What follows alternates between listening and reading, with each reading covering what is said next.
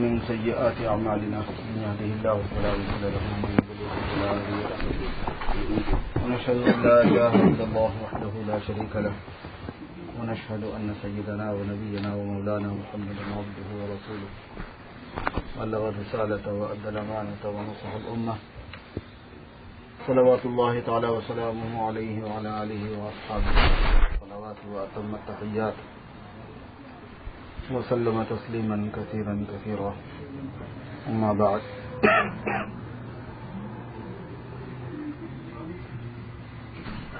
محترم بزرگوں اور بھائیوں،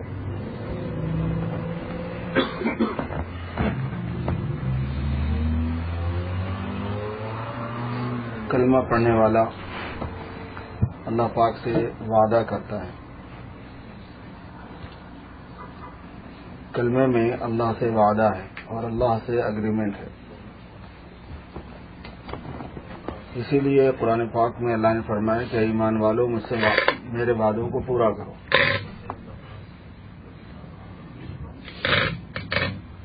ان کو لے کے ادھر پیچھے بیٹھ جاتے تھے، زیادہ سہولت رہے گی ورنہ آواز کون ہوگی.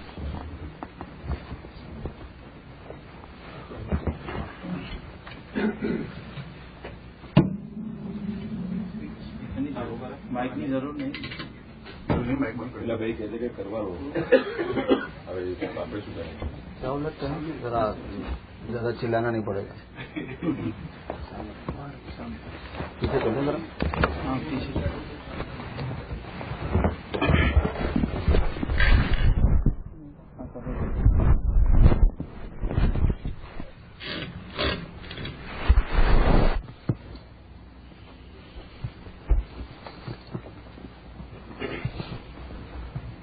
قرآن پاک میں تعالیٰ جل جلالہ و من والہ نے فرمایا کہ یا ایھا الذین آمنوا اوفوا بالعقود، ایمان والو وعدوں کو پورا کرو. اب ہم نے اللہ سے کب کیا وعدہ کیا بھائی؟ کبھی ہماری ملاقات نہیں ہوئی، کبھی ہم نے بات چیت نہیں کی ان سے، کبھی کچھ لینا دینا نہیں ہوا. علماء فرماتے ہیں کہ اس کا مطلب یہ ہے کہ جس آدمی نے کلمہ پڑھا، مفسرین نے اس آیت کی تفسیر میں فرمایا کہ جس نے کلمہ پڑھا ہے اس نے اللہ سے وعدہ کیا. اور اللہ فرما رہے ہیں کہ جب تم نے کلمہ پڑھ لیا تو جو وعدہ اس میں ہے اس کو پورا کرو. کلمہ نہ پڑھتے کسی کہا تھا تمہیں کہ پڑھو. من شاء فلیؤمن ومن شاء فلیکفر، جو چاہے ایمان لائے جو چاہے نہ لائے. مگر اتنی بات ہے کہ جو ایمان نہیں لائے گا وہ جہنم میں جائے گا. انا اعتدنا للظالمین نارا احاط بهم سرادقها، جو بے ایمان رہے گا وہ جہنم میں جائے گا. باقی مرضی ہے. لیکن کلمہ اگر پڑھ لیا ہے تو پھر میرے ساتھ ایک وعدہ ہے. اچھا، وعدوں کی ایک بات ایسی ہوتی ہے میرے دوستوں کہ لفظوں میں نہیں ہوتی، انکلوڈ ہوتی ہے، اندر اس میں ہوا کرتی ہے. جیسے شادی ہم لوگوں میں سے بہت سو کی شادی ہو گئی، کچھ نوجوان ہیں بس جن کی نہیں ہوئی، اکثر کی ہوگی. تو شادی میں ہم نے وعدہ کیا ہے، لیکن جب شادی کی تھی تو اس میں ایسے کوئی لفظ نہیں ہے جس میں وعدے کے معنی پائے جاتے ہوں. لڑکی کے وکیل نے کہا کہ بھائی ہم اتنے مہر کے بدلے میں ان گواہوں کی موجودگی میں آپ کے نکاح میں دیتے ہیں، آپ کو قبول ہے؟ اس نے کہا جی ہاں مجھے قبول ہے. تو اس نے کہا میں آفر کرتی ہوں یا میں اس کا وکیل آفر کرتا ہے اس کی طرف سے. ہم کہتے ہیں ہاں ہم نے آفر کو قبول کر لیا. یہی تو ہے نا اس میں ایجاب و قبول میں. اب اس کے بعد میں لڑکی کہتی ہے کہ بھائی کھانا لاؤ، روٹی لاؤ. تو کہتے ہیں یار اپنی روٹی کی تو کوئی بات ہوئی نہیں. نکال کے دیکھ رہے ہیں پنچ نامے میں، وہ پورا سیاہی نامہ جو ہوتا ہے شادی کا، اس میں دیکھ رہے ہیں کہ روٹی کا کہاں بیان ہے. یار رہائش کا انتظام کرو، شادی ہوگی اپنی، ہم رہتے ہیں کہیں، لیکن اس کا تو کوئی میرے سے نہیں ہے معاملہ. لفظوں میں نہیں ہوتی وہ چیز، لیکن ہمیں پتا ہے کہ زندگی بھر کے لیے ہوتی ہے. وعدہ بھی ایسا وعدہ ہے کہ بس بہت پکا وعدہ ہے. ہمارے یہاں ایک بڑے میاں تھے مکتھل میں، حیدرآباد کے قریب مکتھل ایک جگہ ہے. جب بھی کوئی شادی میں جیسے وکیل آفر کرتا لڑکی کا اور لڑکا کہتا ہاں میں نے قبول کیا، تو بڑی میاں پیچھے سے پکارتے پھنس گیا بیٹا زندگی سے، پھنس گیا بولتے، روڈ پھنس گیا. تو زندگی بھر کے لیے ایک ایسی چیزوں کا ایگریمنٹ ہو جاتا ہے جو لفظوں میں بالکل نہیں بولا گیا، اور اگر کچھ سمجھ میں بھی آتا تو 1 2 مرتبہ 4 مرتبہ 6 مرتبہ کے لیے چلو بھائی 4 6 روٹیاں دے دی، 2 4 پاکٹ دے دیے روٹی کے، قصہ ختم تو وعدہ پورا ہو گیا، نہیں ہمیشہ کے لیے ایک مسئلہ ہو گیا زندگی بھر کے لیے۔ تو وعدے میں بعض مرتبہ الفاظ الگ ہوتے ہیں، اس میں انکلوڈ جو چیزیں ہوا کرتی ہیں وہ الگ ہوا کرتے ہیں۔ کلمے کے ساتھ یہی کہانی ہے، ہم نے لا الہ الا اللہ کہا، اس میں یہ وعدہ ہے اللہ سے کہ یا اللہ ہم آپ کی بندگی کریں گے، اور ہم نے محمد الرسول اللہ پڑھا، اس میں یہ وعدہ ہے کہ ہم آپ کے رسول، آپ کے حبیب اور آپ کے محبوب کی اتباع کریں گے، ان کی غلامی کریں گے، یہ وعدہ ہے۔ اب اللہ کی بندگی کرنا، یہ جو ہے نا کہ اللہ کی بندگی کریں گے کا وعدہ، اسی لیے یہ ایک سمجھنے کی چیز ہے تھوڑا سا، وہ یہ ہے کہ قرآن پاک میں یہ مضمون ہے کہ دین ایک ہی ہے، آدم علیہ السلام سے لے کے حضور پاک صلی اللہ علیہ وسلم تک دین ایک ہی ہے۔ ان الدین عند اللہ الاسلام، یہی اسلام پہلے بھی تھا۔ تو وہ دین ایک کیا ہے؟ وہ دین ایک یہ ہے کہ آدم علیہ السلام ہوں یا ان کے بعد کوئی پیغمبر ہوں، یا ان کے بعد کوئی پیغمبر ہوں، یا ان کے بعد کوئی پیغمبر ہو، سب اللہ کی طرف سے ایک ہی بات کہتے تھے، وہ یہ ہے کہ تم میری بندگی کرو گے، یہ وعدہ کرو، میرے بندے بنو گے۔ بس میرے بندے بنو گے کا مطلب یہ کہ اپنی مرضی چھوڑو گے، میں جیسا بولوں گا، جو بولوں گا، جب بولوں گا وہ کرنا، یہ ہے بندگی۔ چنانچہ ابراہیم علیہ السلام لا الہ الا اللہ پڑھواتے تھے، اللہ کے پیغمبر تھے، اللہ تعالیٰ جو کہلواتے جاتے تھے وہ کہتے تھے اور بندگی کرواتے تھے۔ موسیٰ علیہ السلام لا الہ الا اللہ پڑھواتے تھے، اس کے بعد موسیٰ علیہ السلام اللہ سے پوچھتے تھے کہ ان سے کیا بولنا ہے، ان سے کیا کروانا ہے، تو موسیٰ علیہ السلام وہ کہتے جاتے تھے کہ اللہ پاک اب یہ کہہ رہے، تم سے یہ کہہ رہے ہیں، یہ کہہ رہے ہیں، وہ کرتے جاتے تھے۔ اسی لیے دین ایک ہی ہے، دین ایک ہی رہا ہے۔ کان الناس امۃ واحدہ، لوگ ایک ہی امت تھے۔ انا اوحینا الیک کما اوحینا الی نوح والنبیین من بعدہ، ہم نے آپ کی طرف ایسی ہی وحی بھیجی ہے جیسے ہم نے نوح کے پاس وحی بھیجی تھی اور ان کے بعد والے نبیوں کے پاس وحی بھیجی تھی۔ امام بخاری رحمۃ اللہ علیہ نے جو کتاب اپنی شروع کی ہے باب بدء الوحی سے، کیف کان بدء الوحی الی رسول اللہ صلی اللہ علیہ وسلم کہ وحی کی ابتدا کیسے ہوئی، اس کا عنوان جو انہوں نے قائم کیا وہ یہی آیت ہے، انا اوحینا الیک کما اوحینا الی نوح والنبیین من بعدہ، جس میں امام بخاری نے بہت سی چیزیں سمجھائی ہیں۔ اس میں سے ایک بات یہ ہے کہ دراصل اللہ پاک اپنے بندوں سے جس وقت جو چاہتا ہے وہ بندگی ہے۔ جیسے آدمی کسی کے پاس نوکر ہے تو اس کا باس جس دن اس کو جو کام بولے گا وہی اس کی نوکری ہے۔ ابھی کہتا ہے کہ بھائی تم کو وکیل کے پاس جا کے پیپر جمع کر کے آنا ہے، نوکری یہی ہے کہ وکیل کے پاس جا کے پیپر دے کے۔ ابھی کہتا ہے کہ یہ سامان ڈیلیور کر کے فلاں جگہ پہ دے کے آنا ہے، تو وہ سامان دے کے آنا، وہی نوکری ہے۔ ابھی کہتا ہے کہ کاؤنٹر پہ تم کو بیٹھے رہنا ہے، وہ کاؤنٹر پہ بیٹھے رہنا وہی نوکری ہے۔ بندگی کے اندر بھی یہی بات ہے، جو بات کہی جائے، جس وقت کہی جائے، جس نبی کے ذریعے سے اس کو مان لینا۔ حضور پاک صلی اللہ علیہ وسلم آخری نبی ہے، اور ہر نبی جب آتے وہ یہی وعدہ لیتے تھے۔ آپ صلی اللہ علیہ وسلم آئے تو آپ نے بھی یہی وعدہ لیا ہے سارے انسانوں سے، اس لیے ہر نبی کو ماننا ضروری ہے کہ نبی تو بیچ میں ترجمان ہے، خالی رسول ہیں، اللہ کے پیغمبر اللہ کے بھیجے ہوئے ہیں کہ وہ اللہ کی ترجمانی کرنے والے ہیں، چونکہ بندہ اللہ سے مل نہیں سکتا، بندہ اللہ کو دیکھ نہیں سکتا، بندہ اللہ سے بات نہیں کر سکتا۔ جنہوں نے بھی بات کرنے کی بات کہی وہ مارے گئے۔ موسیٰ علیہ الصلوۃ والسلام 70 آدمیوں کو لے کے طور پہاڑ پر گئے تھے۔ واختار موسیٰ قومہ 70 رجلا لمیقاتنا، موسیٰ نے منتخب کر لیے، چوز کر لیے 70 آدمیوں کو ہمارے وعدے کے مطابق۔ اصل میں موسیٰ علیہ السلام نے جا کے یہ کہا تھا قوم سے کہ اللہ تعالیٰ نے یہ کتاب دی ہے، وہ تو کتاب فزیکل تھی، قرآن پاک تو وحی کے ذریعے سے نازل ہوا، حضور نے فرمایا کہ یہ وحی ہے جو مجھ پر اتری۔ موسیٰ علیہ السلام پر ویسے نہیں آئی تھی وحی، موسیٰ علیہ السلام پر تو الواح آئے تھے، پرنٹڈ آیا تھا، پرنٹڈ میٹر آیا تھا، تختیوں پہ لکھا ہوا تھا۔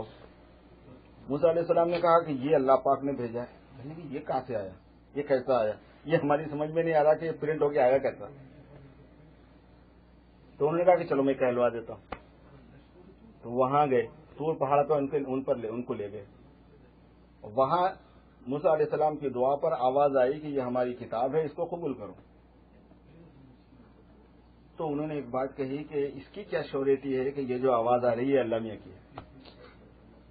عجیب قوم تھی وہ، اس کی خصوصیات قرآن پاک میں بہت کھول کے ہیں، اور وہ اسی لیے ہیں کہ جن کو کتاب دی جائے گی ان کی سمجھ بڑا ٹھکانے پہ رہے.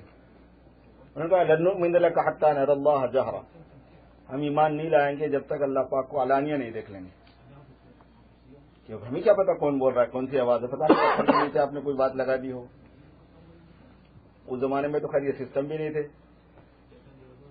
اب تو اور بھی زیادہ شبے کی بات ہو سکتی تھی. تو کہنے کہ یہ ہمیں کیسے معلوم ہے. فاخذتهم الصاعقة بغتة، اللہ نے فرمایا بس ان کو جبرائیل علیہ السلام نے ایسے زور سے ڈانٹا اس بدتمیزی پر کہ سارے مر گئے اسی جگہ. اسی وقت 70 کے 70 مر گئے. موسیٰ علیہ السلام فرمانے لگے کہ پروردگار آپ کو پتہ ہی ہے کہ میری قوم کیسے ہے. اب مسئلہ یہ ہوگا کہ جو میں لے کے آیا ان لوگوں کو آپ کی بات سنانے کے لیے، یہ 70 کے 70 مر گئے، تو وہ پیچھے والے یہ بولیں گے کہ کچھ دال میں کالا ہے سب کو مروا دیا. ثم بعثناکم من بعد موتکم، اللہ نے ان کے سامنے 70 کے 70 کو زندہ کیا. سب قرآن پاک میں ہی ہے یہ سب واقعات. لعلکم تشکرون، تاکہ تم شکر ادا کرو کہ دیکھو تم کو ایسے پھر چانس دے دیا. مرنے کے بعد پھر ان 70 کے 70 کو زندہ کیا. اچھا اس کے باوجود بھی جو ہے عجیب بات کہی بیوقوفوں نے. انہوں نے ایک بات یہ کہی کہ ٹھیک ہے ہم سن تو رہے ہیں لیکن ہوگا نہیں ہم سے یہ. سمعنا وعصینا، ہم سن تو رہے ہیں کہ ہاں یہ بات ہے لیکن ہم سے ہوگا نہیں.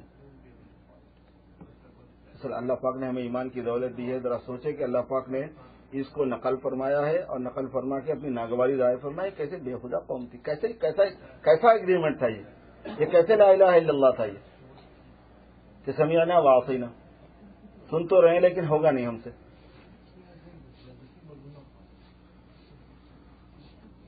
پھر اللہ پاک نے ان کو جو منوانے کا طریقہ اختیار کیا، اللہ کرے ہمارے ساتھ نہ ہو.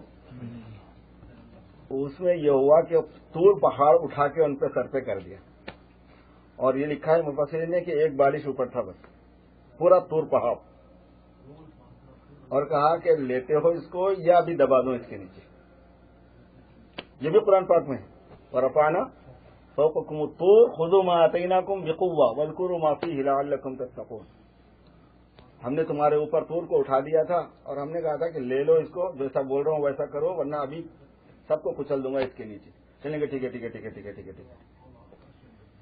اللہ نے پھر بعد میں شکایت کی کہ اتنا سب کچھ کرنے کے باوجود بیوقوفوں نے میری بات لی نہیں. موقع دے رہا ہوں دنیا میں، یہ پھر فرمایا اس کے بعد دنیا میں چند دن کا موقع مجھے دینا ہے. تو اصل بات یہ ہوتی ہے کہ اللہ تبارک و تعالیٰ جس وقت جو بندے سے فرمائے وہ کام کرنا ہوتا ہے بندے کو. یہ لا الہ الا اللہ کا ایگریمنٹ ہے. اسی لیے موقع کے اعتبار سے چیز بڑھ جاتی ہے گھٹ جاتی ہے اہمیت کے اعتبار سے. اسی لیے دین کے اندر جتنے کام ہیں اس میں نفی نہیں ہے کسی بھی چیز کی.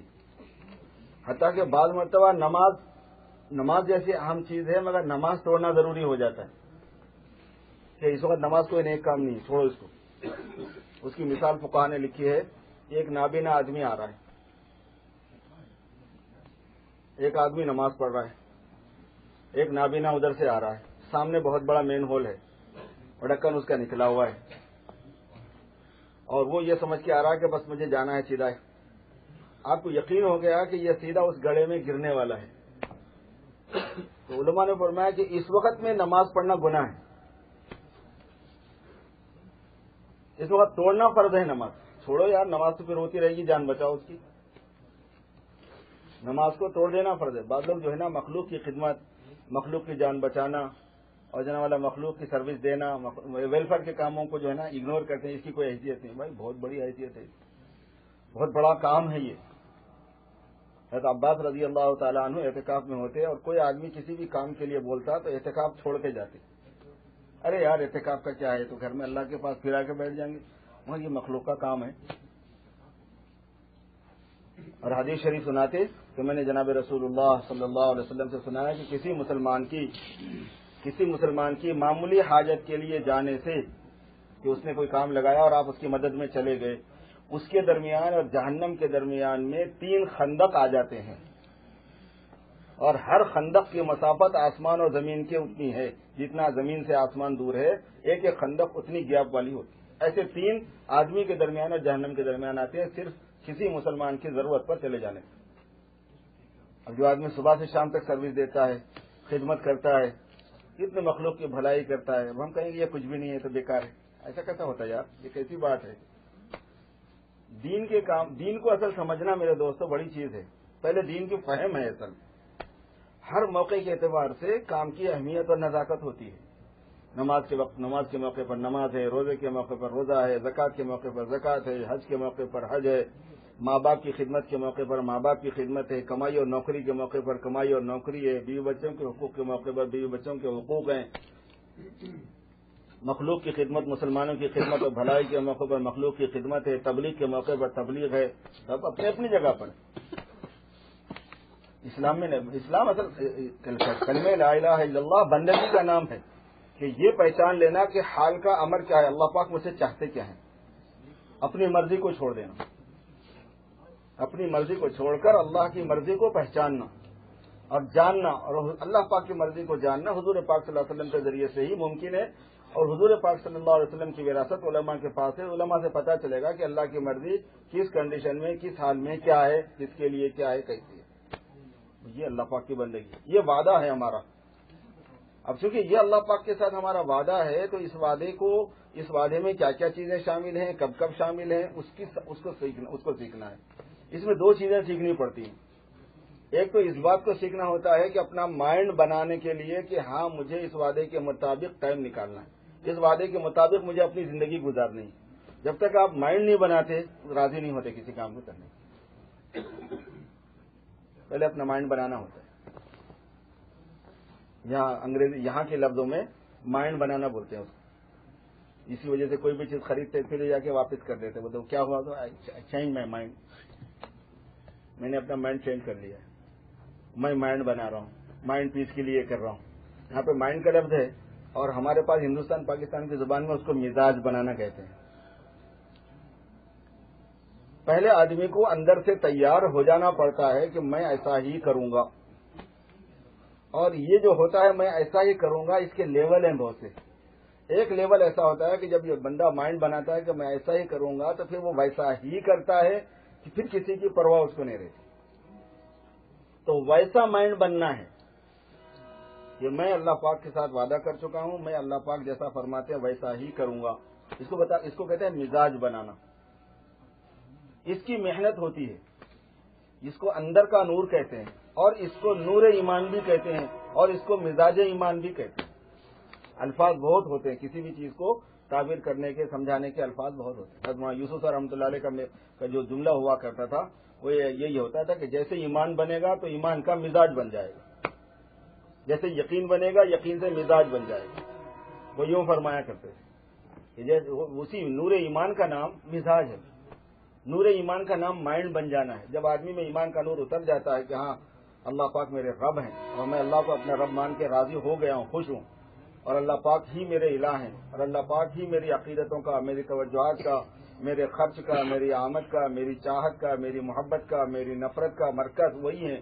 انہی کی وجہ سے میں کسی سے محبت کروں گا، انہی کی وجہ سے میں کسی سے نفرت کروں گا، انہی کی وجہ سے میں خرچ کروں گا، انہی کی وجہ سے میں خرچ نہیں کروں گا۔ من اعطى للہ ومنع للہ، اس کے بعد کیا ہے؟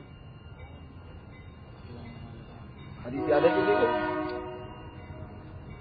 کہ جس نے اللہ کے لیے دیا اور اس نے اللہ کے لیے منع کیا، اور فقط استکمل الایمان، 4 چیزیں ہیں نا، محبت اور بغض۔ ہاں، من احب للہ وابغض للہ واعطى للہ ومنع للہ فقط استکمل الایمان۔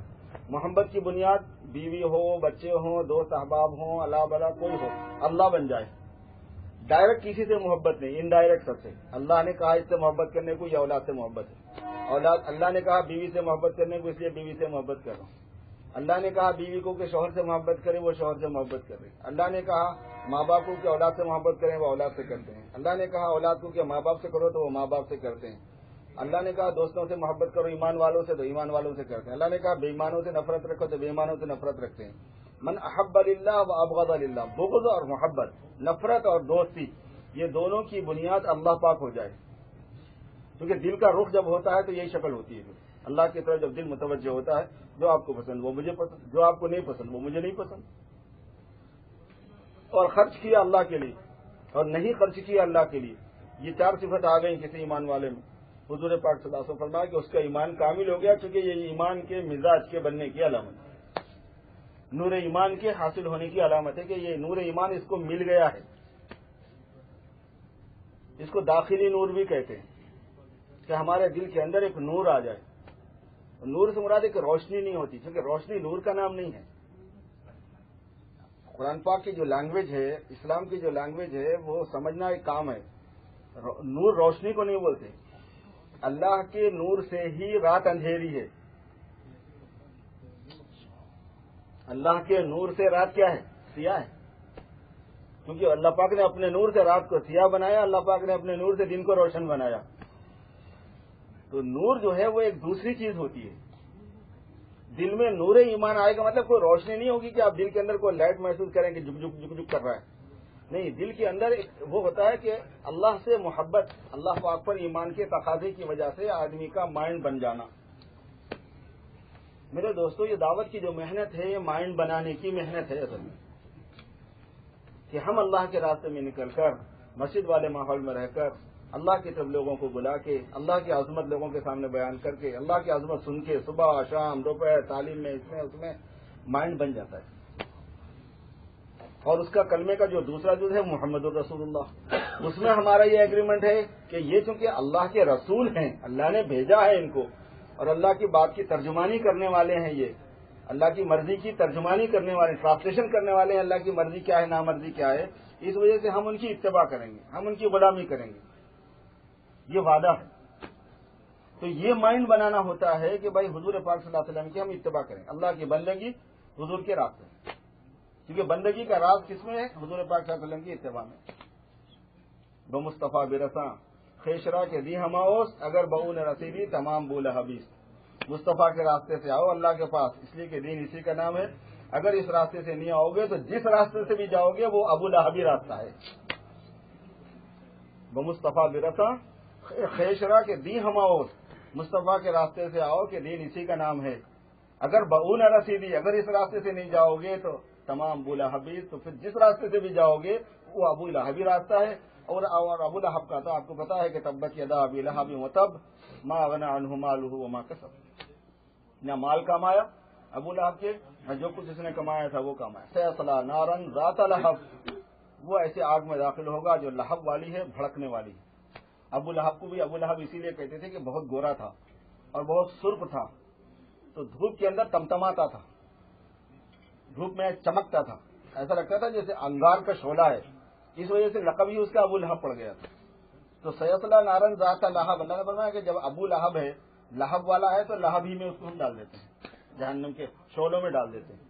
سیصلی نارا ذات لہب، اگر بہو نہ رسیدی تمام بو لہبی، سب ابو لہبی راستہ ہے. اس کے علاوہ اگر مصطفیٰ کے راستے سے، تو اللہ پاک کی بندگی کرنا ہے اور حضور پاک صلی اللہ علیہ وسلم کی اتباع کرنا ہے. کلمے میں میرے دوستو، ایمان لانے میں مرد ہو، عورت ہو، بچہ ہو، بوڑھا ہو، پڑھا لکھا ہو، بے پڑھا لکھا ہو، عالم ہو، جاہل ہو، بزنس مین ہو، اونر ہو یا مزدور ہو، نوکر ہو، کوئی ہو، ہم نے سب چیزیں دوسرے نمبر پر ہے، سیکنڈری ہے. پہلے یہ ہے کہ اللہ کی بندگی کا وعدہ کیا ہوا ہے ہم نے، اور حضور پاک صلی اللہ علیہ وسلم کی اتباع کا وعدہ کیا. اور مائنڈ کس طرح بننا چاہیے میرے بھائیو، میرا آپ کا مائنڈ ایسا بننا چاہیے کہ اتباع کا جو مفہوم ہے وہ صادق آ جائے، وہ پورا پڑ جائے. اتباع کا مفہوم کیسے پورا پڑتا ہے؟ حضرت مالک ابن دینار رحمۃ اللہ علیہ کا واقعہ اس مضمون کو بہت اچھا کھولتا ہے. حضرت مالک ابن دینار ایک بہت بڑے سیٹ آدمی تھے، اور اس زمانے میں انسانوں کی بکری ہوتی تھی، غلام خریدے جاتے تھے، بیچے جاتے تھے. جیسے نوکر رکھے جاتے ہیں نا ابھی اپن پیسہ دے کے، ایک وہ شکل ہوتی ہے. ایک شکل یہ ہوتی ہے کہ آدمی کو خرید لیتے تھے کہ زندگی بھر کے واسطے وہ اس کا مالک ہے، جو چاہے کام لگائے، جب لگائے، جیسے لگائے، اپنے پاس ہی رہتا تھا، اس کے زندگی بھر کے واسطے اس کا غلام رہتا تھا، وہ پیسے دے کے لیتے تھے. تو خرید لیا انہوں نے ایک غلام کو، حضرت مالک ابن دینار رحمۃ اللہ علیہ نے. گھر لانے کے بعد میں اس سے پوچھا تیرا نام کیا ہے؟ تو کہنے لگے میرا نام کیا حضور، آپ نے مجھے خرید لیا ہے، تو آپ جو نام دیں گے اب میرا وہی نام ہے. جب آپ میرے مالک بن گئے اور آپ نے مجھے خرید لیا، میں آپ کا زر خرید ہوں، تو آپ میں اب میرا نام میرا کوئی نام نہیں ہے، میرا وہی نام ہے جو آپ دے دیں، للو پنجو جو رکھنا ہے رکھ لیں، رمضانی شابانی رکھنا ہے جو رکھنا ہے رکھ لیں، گچیٹا والا، ٹماٹے والا، کوٹھے والا، دہی والا، اخروٹ والا، جو رکھنا ہے مرضی آپ کی جو ہے آپ بولیں، نام میرا وہی ہے جو آپ بولیں گے۔ یار بڑا عجیب آدمی۔ اچھا پوچھا کہ بھائی اچھا تم پہننا کیا پسند کرو گے، کیونکہ ہم پیسے والے، بہت پیسے والے تھے مالک مدینہ، لیکن جو تم کہنا جو تمہیں لباس پسند ہے وہ ہم آپ کو فراہم کر دیتے ہیں۔ تو کہنے کے حضور جب آپ نے مجھے خرید لیا تو میرا کیا لباس، جو آپ پہنا دیں گے وہ پہن لوں گا، ایبن بنوا دیں تو ایبن، کچھ اور پہنا دے تو پہنا دے، توپ دے دیتے ہیں تو توپ دے دیجیے، نہیں کچھ اور پہنانا ہے، بنیان دینا ہے بنیان دے دیجیے، تو سر بڑا عجیب آدمی۔ کہنے کہ تم پتہ نہیں کس علاقے کے رہنے والے ہو، کیا کھانا تمہارا ذوق ہے، کیونکہ ہر آدمی الگ ہے، کسی کو کھچڑی کڑی پسند ہے، کسی کو کھچڑی کٹا پسند ہے، کسی کو فش پسند ہے، مچھلی چاہیے، ماس مچھلی چاہیے، ایک آدمی کا ایک مزاج ہے۔ کہنے کہ تم کھاؤ گے کیا کھانا پسند کرو گے، ہم انتظام کر دیں گے۔ کہنے کہ حضور میں تو غلام ہوں، آپ نے مجھے خرید لیا، اب جو آپ مجھے کھلا دیں گے وہی میں کھاؤں گا، میری اپنی کوئی پسند نہیں ہے، آپ نے مجھے خرید لیا، میرا اپنا نہیں ہوتا تو میں کھانے کے بارے میں کہاں کہوں کہ میں یہ کھاتا ہوں گا وہ کھاؤں گا۔ بڑی حیرت میں پڑ گئے۔ پھر آخر سے سوال یہ کیا کہ اچھا بھائی تم رہو گے کہاں، بڑی کوٹھی ہماری ہے، بہت بڑا مکان تھا ان کا، حویلی تھی، جہاں آپ کہو کہ وہاں تمہاری رہائش کا انتظام کر دیتے ہیں۔ کہنے کہ حضور کیسی بات فرماتے ہیں، آپ جب مجھے خرید چکے ہیں، آپ چاہے مجھے گھوڑوں کے استبل میں بٹھا دیں، وہاں میرا بستر ڈال دیں، وہاں پڑے رہ جاؤں گا، آپ چاہے مجھے کوئی کمرہ الائٹ کر دیں تو اس میں چلا جاؤں گا، میرے لیے میری اپنی کوئی مرضی۔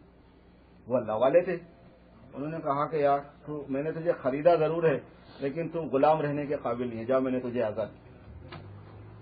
اور پھر اس کے بعد فرمایا کہ تو نے مجھے غلامی کا سلیقہ سکھا دیا کہ غلامی ہوتی کیسی ہے، غلام کیا ہوتا ہے، کسی کی اتباع کرنے والا کیا ہوتا ہے یہ بتا دیا۔ حضرت مالک بن دینار کے اس قصے نے یہ بتا دیا کہ ایک محمدی کو صلی اللہ علیہ وسلم، ایک اپنے آقا کو چاہنے والے کو، ایک اپنے آقا سے محبت کرنے والے کو، ایک سرکار سے، ایک شافع محشر سے، ایک ساقی کوثر سے، ایک شفیع المذنبین سے، ایک رحمت للعالمین سے غلامی کا رشتہ رکھنے والے کا جو وعدہ ہے تو وہ کیسے ہوگا؟ میرے دوستو ہمارے آقا بہت بڑے ہیں، ساری کائنات ان کے لیے بنی ہے، سارے نبیوں کے وہ سردار ہیں، شفاعت کبریٰ ان کے لیے، صاحب مقام محمود ہیں وہ۔ کل قیامت میں ایک ہی کرسی ہے مقام محمود کی جو اللہ کے قریب ہے، اسپیشل جگہ حضور نے فرمایا وہ صرف حضور پاک صلی اللہ علیہ وسلم کے لیے، اس لیے ہم اذان کے بعد کی دعا میں پڑھتے ہیں وبعثہ مقام محمود الذی وعدہ، ایک ہی جگہ ہے، اولین اور آخرین پورے ہوں گے، اس میں بابا آدم بھی ہوں گے، ابراہیم و نوح بھی ہوں گے، سارے پیغمبر بھی، ایک ہی کرسی ہے جس پر سب سے بڑے آدمی کو بٹھایا جانے والا ہے، حضور پاک صلی اللہ علیہ وسلم کو بٹھایا جائے گا، اس پر صاحب مقام محمود ہے، جس سے اللہ پاک کے محبوبیت کا اندازہ فرمایا کتنے مقرب ہیں اللہ پاک، کتنے محبوب ہیں اللہ کے ہمارے سرکار۔ آپ صاحب لواء الحمد ہیں کہ لواء الحمد آپ کے ہاتھ میں ہوگا، سارے نبی بھی آپ کے جھنڈے کے نیچے